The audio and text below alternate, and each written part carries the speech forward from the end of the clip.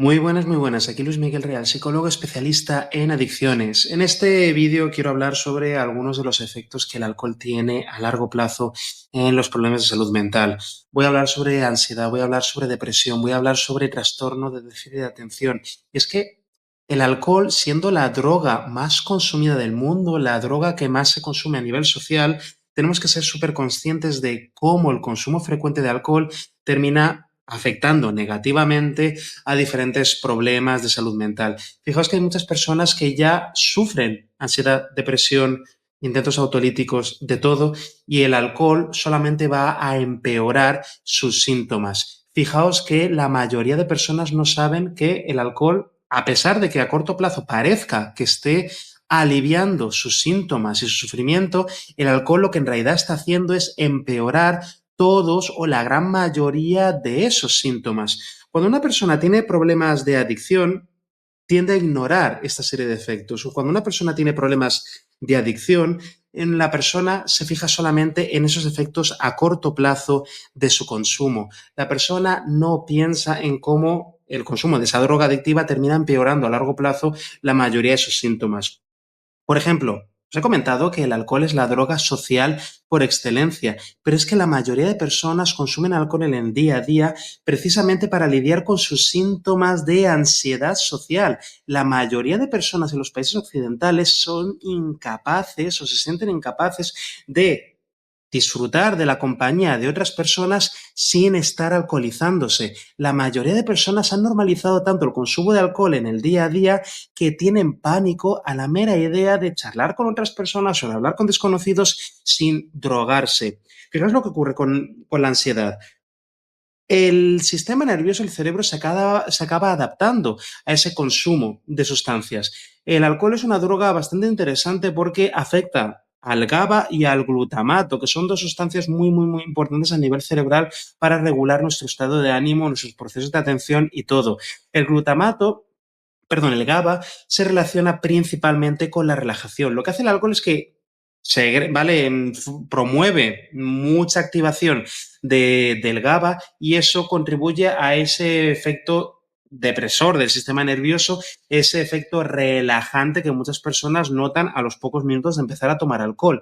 Pero fijaos, cuando la persona se acostumbra, bueno, el sistema nervioso de la persona se acostumbra a que en determinadas situaciones sociales vaya a haber un consumo de alcohol que va a subir de manera intensa la actividad del GABA, lo que hace premeditadamente el sistema nervioso es que anticipa ese consumo de alcohol, ese efecto químico que va a tener el alcohol, entonces desactiva el GABA, lo cual provoca ansiedad antes de que la persona empiece a beber alcohol. Esto es súper importante, de verdad, y lo voy a volver a explicar para que quede clarísimo. Persona que tiene un poco de timidez o tiene un poco de ansiedad social, por ejemplo, al estar en un lugar con mucha gente o al tener que hablar con muchas personas a la vez. La persona se acostumbra con el tiempo a beber alcohol en esas situaciones para relajarse, para tranquilizarse. Y eso hace que, bueno, se active el GABA y la persona se vaya relajando neuroquímicamente a corto plazo. Cuando la persona hace eso muy a menudo, el sistema nervioso aprende a relacionar el consumo de alcohol con esa determinada situación o con la presencia de una determinada persona, con un estado de ánimo o lo que sea. Entonces, el sistema nervioso, el cerebro, en previsión de ese consumo de alcohol que va a pegar un subidón al GABA, para equilibrarse, el sistema nervioso desactiva el GABA, lo baja antes de que la persona haya entrado ahí, antes de que la persona esté rodeada de otras personas y empiece a hablar con ellas, el propio sistema nervioso desactiva uno de los mecanismos que le protegían del estrés y la ansiedad, entonces a la persona le pega un subidón de ansiedad social por previsión de ese consumo de alcohol que ya va a hackear de manera artificial esos niveles de GABA. Entonces, fijaos lo importante que es esto. Por eso tantas personas se sienten ansiosas, especialmente ansiosas, al intentar no beber alcohol en determinadas situaciones sociales. No solamente que ya tengan una dificultad ante esas situaciones, por una cuestión de aprendizaje, porque a lo largo de su vida, como se han acostumbrado a que el alcohol estuviese por medio, no han hecho tanto esfuerzo en mejorar sus habilidades sociales, en hablar con otras personas, etcétera, etcétera. Parte de eso es que la costumbre, la familiaridad del alcohol, esa tolerancia al alcohol, hace que el propio sistema nervioso te pegue un subidón de ansiedad ante esa situación en previsión de que tú ya lo vas a bajar de manera artificial con el alcohol. Es decir, tu sistema nervioso se hace mucho menos efectivo a la hora de lidiar con situaciones estresantes si tú te acostumbras a necesitar el alcohol. De ahí que tantas personas, cuando intentan superar la dependencia social al alcohol, tienen muchas más dificultades para acostumbrarse a lidiar con esas situaciones sin beber alcohol. Obviamente, y realmente por suerte, estos problemas son temporales, porque de la misma manera que ha habido una neuroadaptación al alcohol, luego hay una neuroadaptación en la dirección contraria cuando la persona consigue evitar el consumo durante mucho tiempo. De la misma manera que el sistema nervioso se adaptó al consumo de alcohol, el sistema nervioso también se acaba readaptando a la ausencia de alcohol. Obviamente, no hay que tener en cuenta solamente el tiempo, sí que solamente con el paso del tiempo, sin consumir, la persona ya va a lidiar un poco mejor con esas situaciones. También hay que tener en cuenta las diferentes creencias y expectativas que la persona vaya a tener sobre esas situaciones y cuáles son las nuevas estrategias o herramientas que vaya a ir aprendiendo, que vaya a ir poniendo en práctica.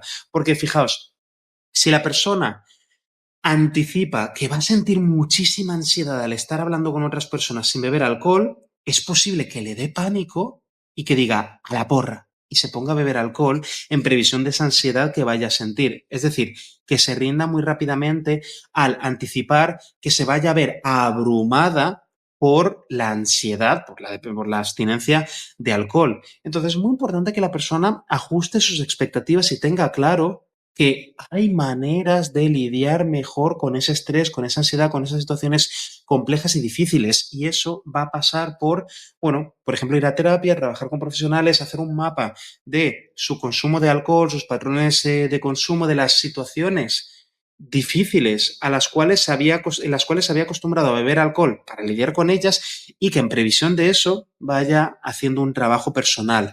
¿De qué manera me voy a comportar diferente a la hora de hablar con otras personas, a la hora de hablar con desconocidos, al ligar, a intentar seducir, ¿no? Al intentar persuadir a otras personas? ¿Qué voy a hacer la próxima vez que tenga que hablar en público? ¿Qué voy a hacer para sentirme más confianza con el resto de personas?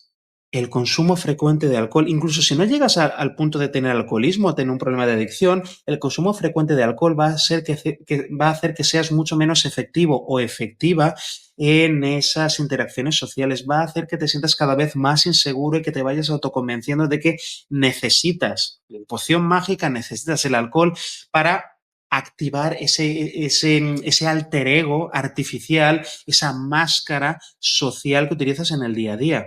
Fijaos que muchas veces la gente no se engancha tanto al alcohol como a la imagen, la máscara social que han ido construyendo con los años. Cómo creen que son cuando beben alcohol y el miedo a perder esa identidad social que han adquirido con el consumo de alcohol. Esto en cuanto al consumo de alcohol cuando hay problemas de ansiedad o cómo el consumo de alcohol promueve los problemas de ansiedad. Podríamos hablar también sobre la depresión.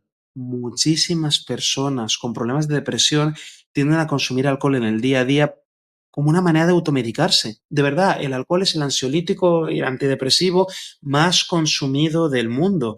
Y ojo, también las personas que consumen alcohol con frecuencia son las que tienen más probabilidades de terminar desarrollando sintomatología depresiva a lo largo del tiempo. Van a ser mucho más vulnerables a los golpes de la vida, sobre todo por estos daños que provoca el consumo frecuente de alcohol en el sistema nervioso, en la capacidad de la persona para lidiar con la tristeza, con los desengaños del día a día, con la frustración, con los problemas de autoestima, lo que sea. El alcohol es naturalmente un depresor del sistema nervioso que, especialmente después de que se hayan pasado los principales efectos, va a promover que muchas personas caigan anímicamente, o también por los efectos de la resaca, que no duran solamente unas pocas horas después de haber bebido, duran varios días, varios días. Lo más doloroso suele ser el primer o los primeros 2 días, pero para la mayoría de la gente los efectos del alcohol se pueden observar incluso 5 o 7 días después del último consumo. Es decir, la persona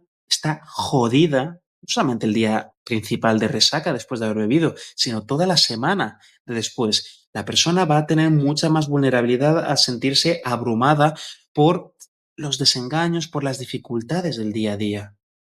Va a tener muchos más problemas, muchas más dificultades para resolver los diferentes problemas y desafíos que le vayan viniendo.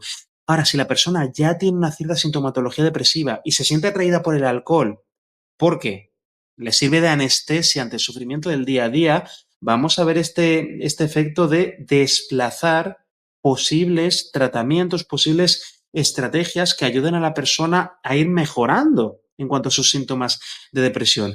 Hay muchas personas que le cogen miedo a las situaciones sociales, hay muchas personas que le cogen miedo a todo aquello que le causa malestar y se acaban resignando a quedarse solas en casa bebiendo. Ya que cada vez que se encuentran con algún tipo de desengaño, con algún tipo de malestar, ¡pum!, tienen que ponerse a beber. Si miramos a las estadísticas, vemos que hay una gran comorbilidad entre problemas de depresión y consumo de alcohol y de otras muchas sustancias que la gente utiliza pues, para intentar lidiar con el malestar, con la angustia, con todos esos problemas que les vienen en el día a día. Luego también está el trastorno de estrés postraumático. Cuando una persona pasa por una situación potencialmente traumática, emocionalmente intensa, ¿vale?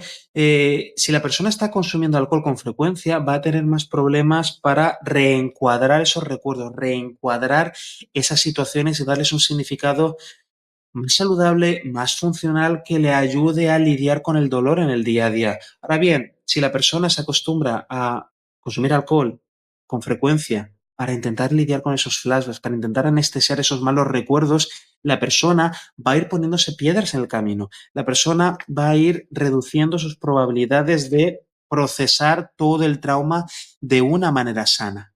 Por ejemplo, ¿no?, de utilizar el alcohol como un ansiolítico.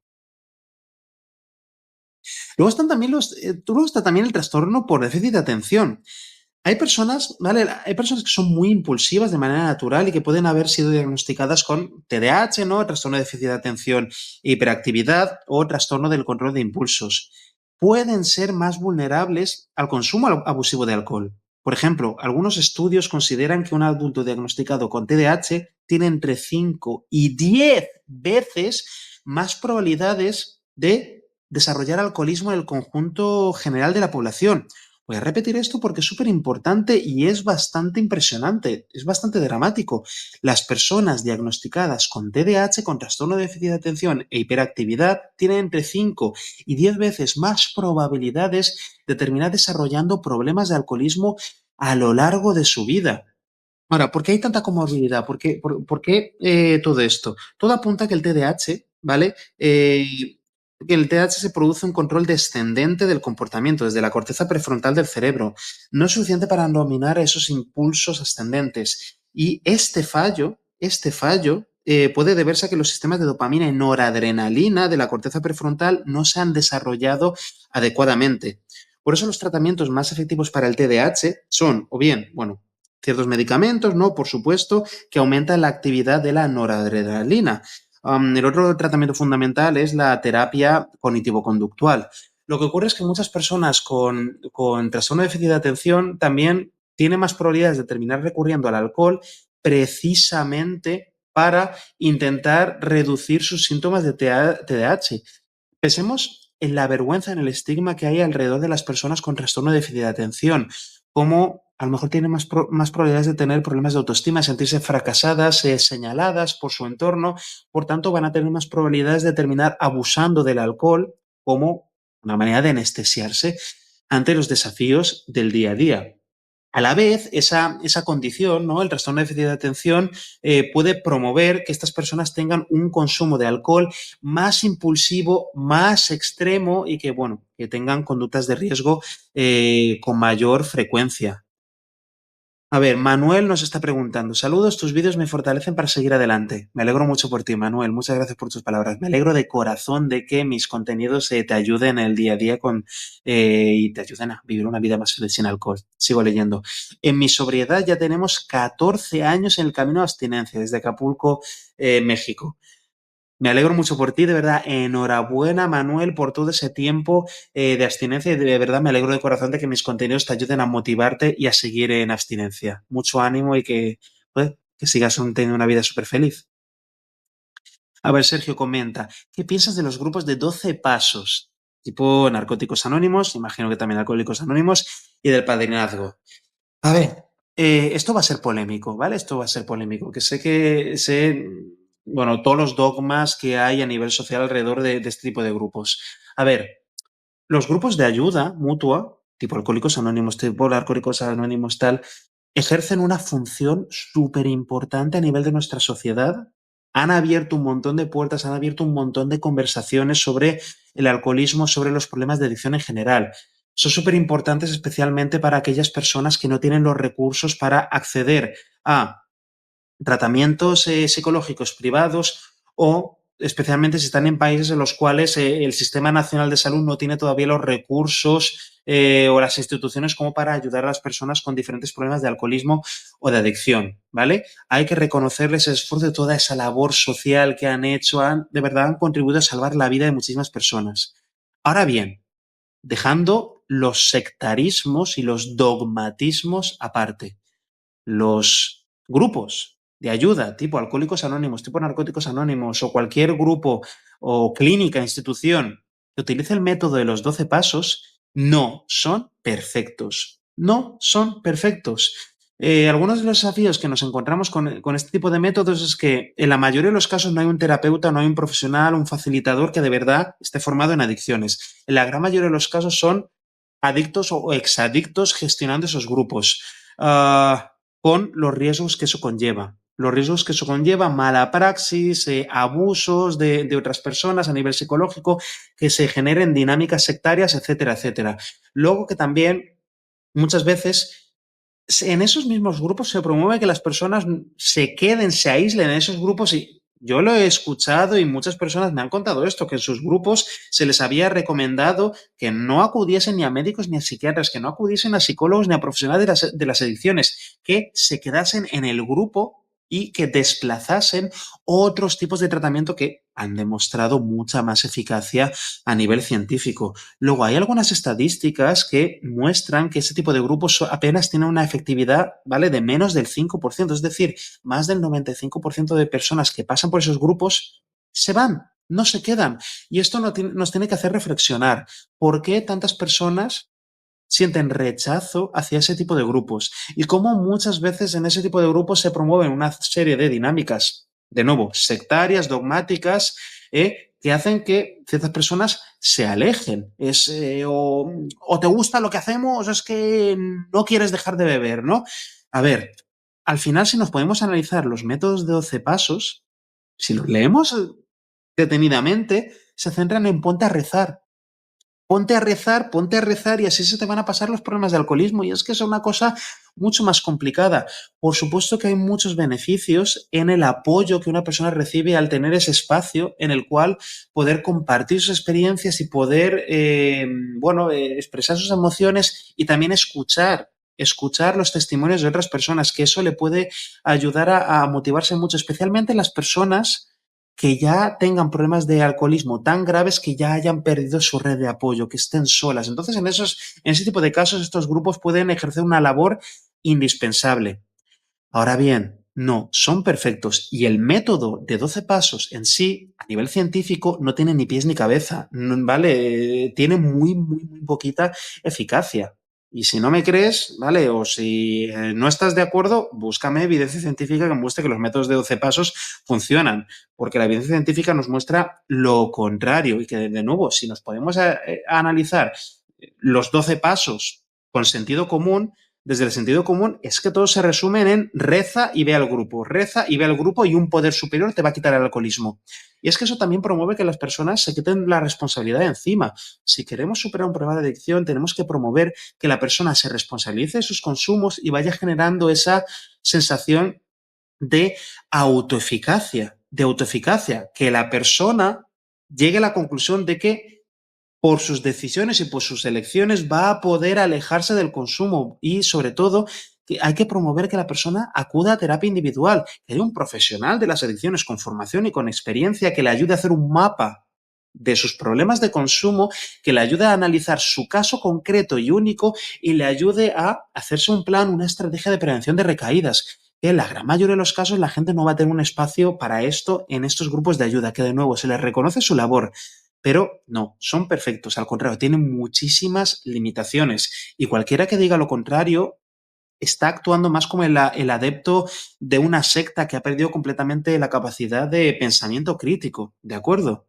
Am, Sergio vuelve a comentar, a mí me sirve compartir y escuchar experiencias. Efectivamente, es algo muy valioso que pueden aportar este tipo de grupos, pero no pueden sustituir a la terapia psicológica.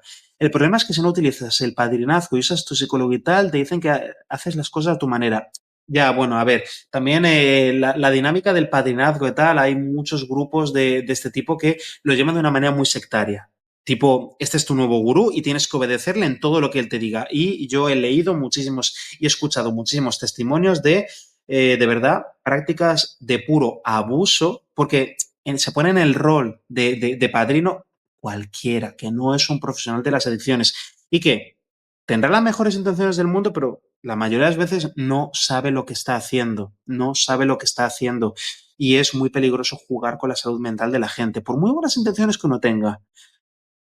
Rosana comenta, hola, buenos días. ¿Por qué suele pasar que tras tiempo sin beber, por ejemplo, un año, vuelves a recaer? A mí me ha pasado, gracias. A ver, Rosana, eso depende de muchísimos factores. Cada persona es completamente diferente. No es lo mismo tu caso que el de cualquier otra persona. Lo que hay que recomendar, lo que recomiendo a la gente en estos casos es que analices por qué has recaído. Porque normalmente la gente me lo describe como una cosa sí, que ha ocurrido como cuando llueve. Me ha ocurrido una recaída, como algo externo, sobre lo cual no se da ningún control. Tipo, me ha tocado la lotería o tipo se ha puesto a llover o hacía sol y ya está. Ha ocurrido y ya está. No, no, no, no. ¿Por qué has tenido una recaída? ¿Cuándo has tenido una recaída? ¿Cómo ha sido esa recaída? Tienes que hacerte preguntas. ¿De qué manera has recaído? ¿Una recaída totalmente repentina?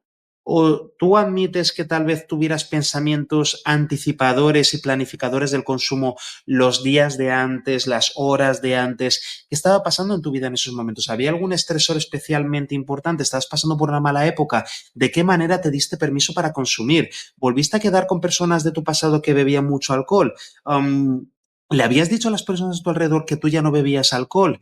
Hay que hacerse muchas preguntas, así ir identificando los diferentes factores, elementos que han promovido que tuvieras esa recaída. Por eso es tan importante que acudas a terapia, ¿vale? Es muy importante que acudas a terapia, que sepas que te ayudan a identificar los diferentes factores que contribuyeron a la recaída, los diferentes ingredientes de esa sopa y así que puedas elaborarte o planificarte una estrategia de prevención de recaídas para que no vuelvas a tener una recaída de la misma forma.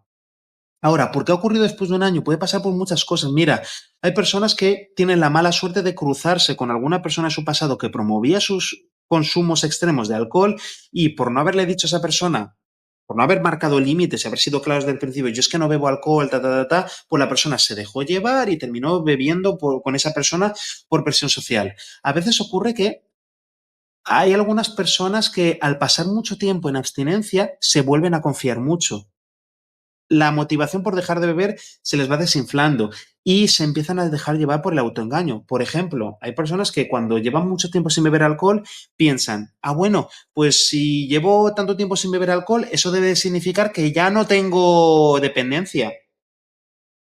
Entonces, si me pongo a beber otra vez, no va a pasar nada y seguro que ya puedo controlarlo y lo que tuve hace tiempo con el alcohol, pues fue un susto y ya está. Mi cerebro se ha curado.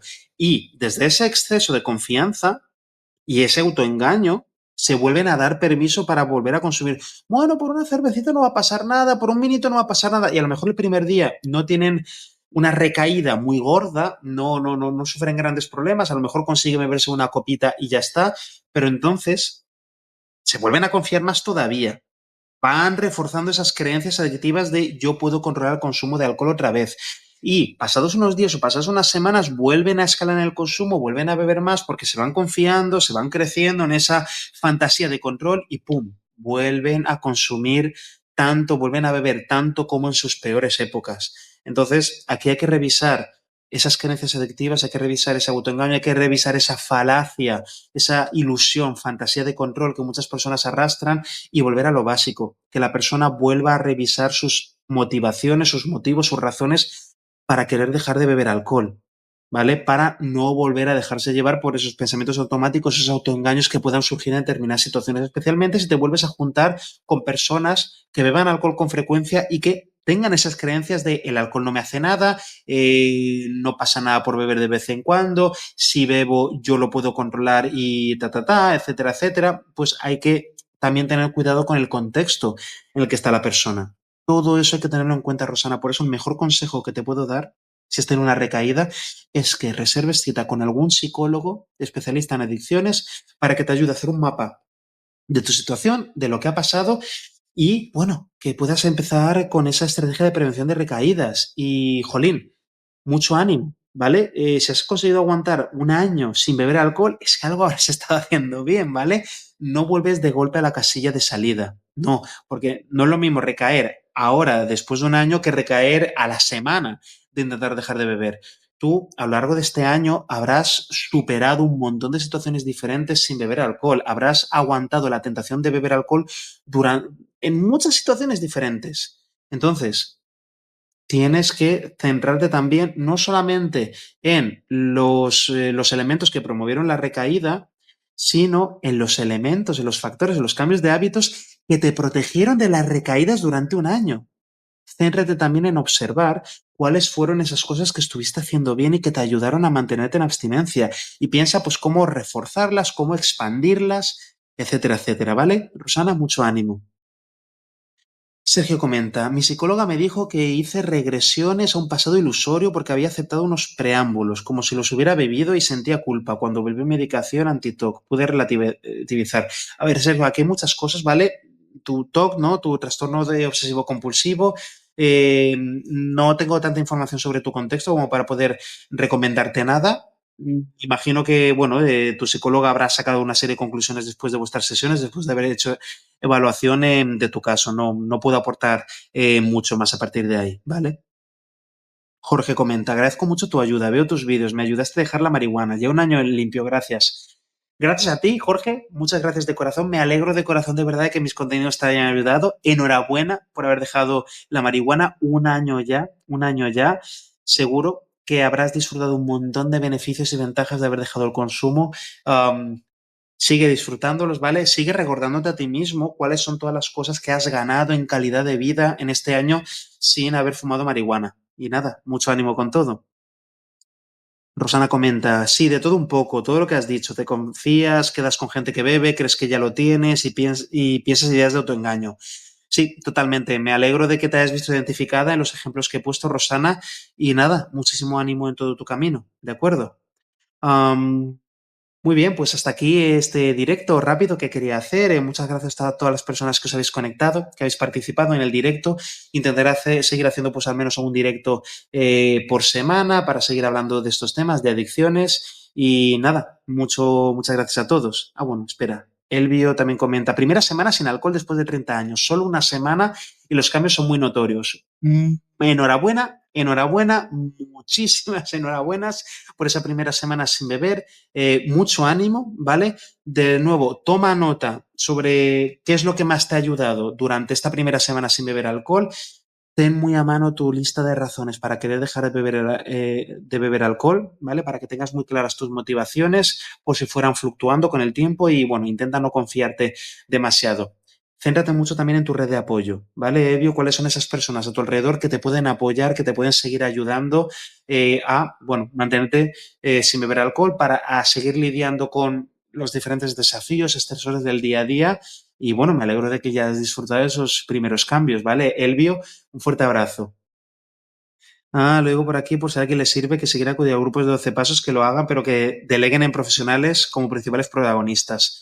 Totalmente de acuerdo, Sergio, totalmente de acuerdo. Los grupos de 12 pasos pueden aportar muchísimo en ciertos casos, pero no pueden sustituir a pues la atención individualizada de profesionales de las adicciones, ¿no? Para algunas personas va a ser terapia individual, para personas con problemas más graves, a lo mejor lo que necesitan es ingresar en un centro, ¿no? De desintoxicación, un centro de adicciones y tal y cual. Nada, muchas gracias a vosotros, gracias Elvio, gracias Catalino, gracias Rosana. Os mando un fuerte abrazo. Chao, chao, chao. Y cerrando.